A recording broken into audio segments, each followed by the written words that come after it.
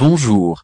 Si l'intérêt du PSG ne le laisse pas insensible, Zinedine Zidane veut certaines garanties avant de penser rejoindre le club de la capitale. Sans club depuis la fin de son aventure au Real Madrid, Zinedine Zidane songe-t-il réellement à replonger dès les prochaines semaines pour succéder à Mauricio Pochettino sur le banc du PSG?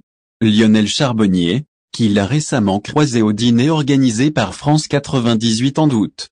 Et pas seulement en raison de son intérêt pour l'équipe de France, que Didier Deschamps pourrait quitter à l'issue de la prochaine Coupe du Monde.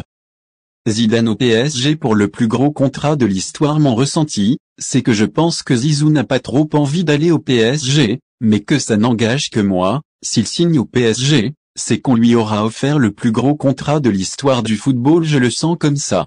Avec les pleins pouvoirs. Mais on n'en a pas du tout parlé, ça n'engage que moi. Le seul truc que je lui ai dit, c'est, Zizou, si ça avait été la Juve, il m'a répondu, là, c'est pas pareil. Mais c'est normal. Il n'a pas le même vécu au PSG qu'à la Juve, a-t-il ainsi expliqué. Vu d'Espagne, l'arrivée de l'ancien meneur de jeu à la tête du PSG n'en demeure pas moins toujours d'actualité.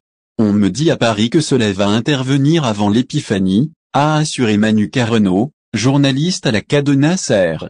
Les discussions entre les deux parties continuent et à en croire El Nacional, Zinedine Zidane aurait quelques conditions. Le Marseillais souhaiterait ainsi notamment avoir un droit de regard sur le recrutement, le champion du monde 98 rêvant d'un poste de manager à l'anglaise bien éloigné de ce que fut son rôle au Real Madrid.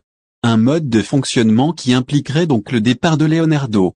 2 ans après son grand retour, le cas du Brésilien interroge à Doha. Si la campagne de recrutement XXL opérée cet été porte sa marque, les rapports compliqués qu'il entretient avec les entraîneurs et son incapacité à vendre les joueurs devenus indésirables posent problème.